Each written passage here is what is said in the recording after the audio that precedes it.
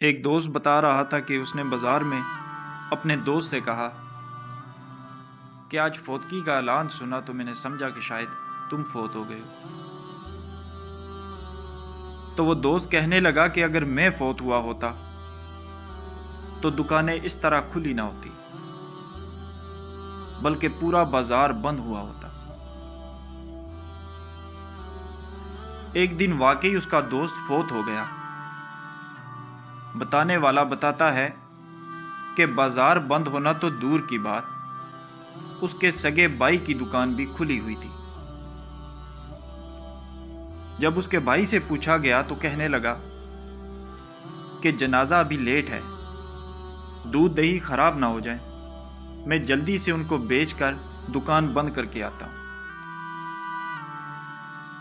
دوستوں، قبرستان ایسے لوگوں سے بھرا پڑا ہے جو یہ سمجھتے تھے کہ ہمارے بغیر دنیا رک جائے گی۔